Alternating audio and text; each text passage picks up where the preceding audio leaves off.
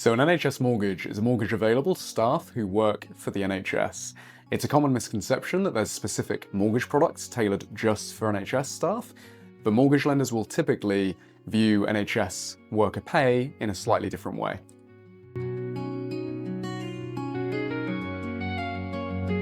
So like I just mentioned, there isn't a set NHS mortgage product that's only available to NHS workers.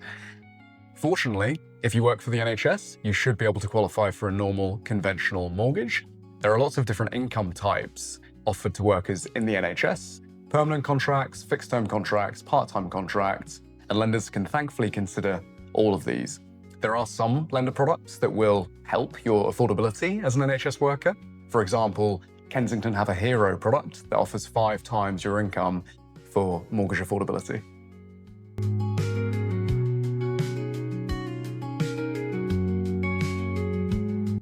So there are 2 elements that make a mortgage applicant low risk to a mortgage lender.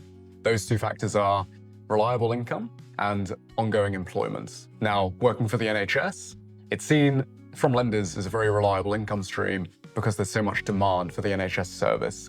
And in terms of an ongoing employment, the NHS is one of the largest employers in the UK. So from a lender's perspective, it's very low risk.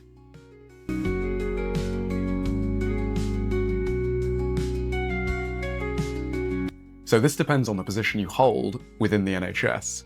If you're permanent staff and receive a basic salary alone, it's very straightforward. Basic salaries are reliable, you're paid on a fixed basis monthly, and they're easy to assess for lenders.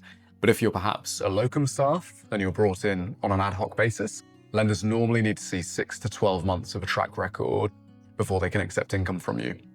Also, if you have lots of overtime, shift pay, things like this, that's flexible, that lots of people do have in the NHS, lenders will also scrutinise this too. Lenders will normally look at a 3 to 6 month average of your overtime and shift pay in order to determine your mortgage affordability.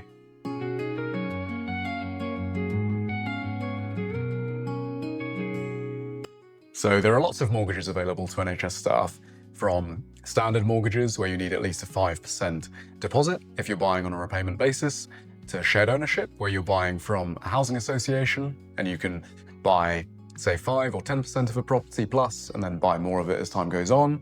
You just need to pay the housing association a rent, but that's becoming very popular, especially in the south of England. You've then got professional mortgages, as I said before, the hero mortgage product offered by Kensington. They can offer 5 times your salary for affordability. But then also there's the First Home scheme, where it's a government-backed scheme where you can get quite a significant discount on a new build purchasing via the scheme.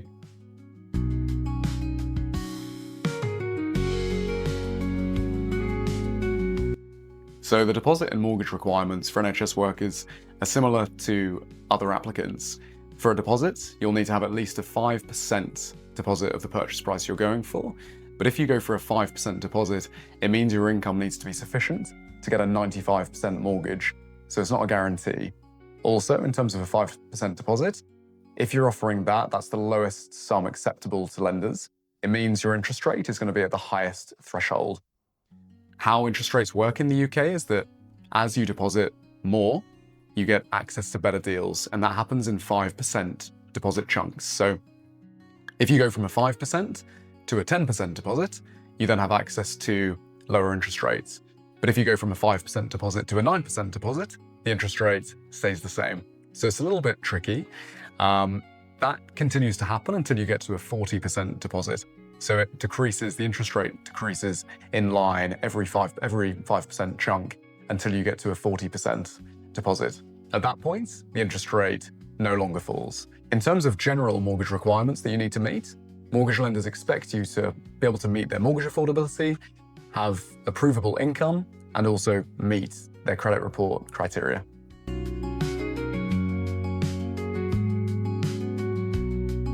So with Boon Brokers, the NHS mortgage application journey starts off with a consultation with one of our expert mortgage brokers.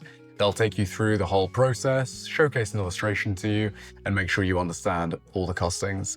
After you're happy with that, you'll provide your documentation. So this includes ID verification, address, income proof, and bank statements. After our team has verified all the documentation, we'll then source the market for you. We'll find your most suitable deal at the time, and acquire what's called an agreement in principle certificate. Now, this certificate is normally valid for 30 to 60 days, and it allows you to make offers on properties to purchase. They're not really necessary for a remortgage application, but for a purchase, they're crucial for the estate agent. Without one of these, it's unlikely that you'll have an offer accepted, and your estate agent will normally insist on it. When you've had an offer accepted, we can then progress to the full mortgage application stage. Now, at this point, the mortgage broker will resource the market based on your purchase price and loan sum and deposit to make sure we've got the very best deal for you. This might be different to the lender that we've accessed initially for the agreement in principle, so don't worry if the lenders are different from stage to stage. At the full mortgage application stage, at that point, we submit your documentation to the lender to review, and that's normally where there's a bit of a delay because it takes time for the underwriter to review the documentation, and also what they need to do is instruct a valuation on your property to purchase as well. And this can take a week, 2 weeks. It might be instant if they do an automated valuation, but those are quite rare. If there's a physical valuation, it can take a couple of weeks, and that's normally where the delays come from. But when that's all done, as long as your application checks out, as long as the survey is suitable and everything else, you'll have a mortgage offer. And at that point, that's the first point in the whole process where a mortgage offer or anything is legally binding to the lender. So they have to honor the interest rate and all the terms on the mortgage offer for a 6-month period, and then you have that time to accept it. When you've got the mortgage offer, at that point, it's then sent over to your conveyancer, whoever you've chosen, and they will complete the conveyancing work, which is basically where they check the land registry on the property, make sure it all checks out, make sure you're happy with it, and then they'll arrange what's called an exchange of contracts date. And at that point, that's when you officially purchase the property and complete on the transaction.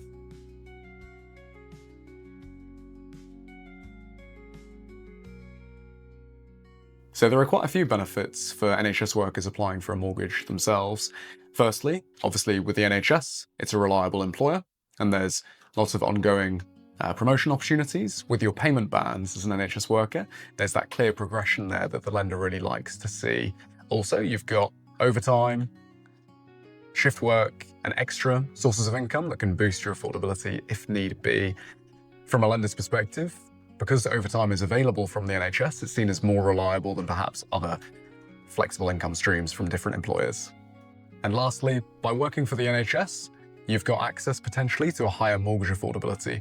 Like I said previously, there's professional mortgages and hero products where it will enhance your income multiplier so you can actually borrow more than people who don't work for the NHS. Thank you for watching this video on how to get an NHS mortgage. At Boon Brokers, we're a fee-free, whole-of-market mortgage brokerage, and we'd be more than happy to help you with your mortgage requirements moving forwards. Just submit an inquiry and one of our brokers will be in touch. Also, read the guide below for more information and download our PDF guide if you want even more information and if you want to pass it to friends and family.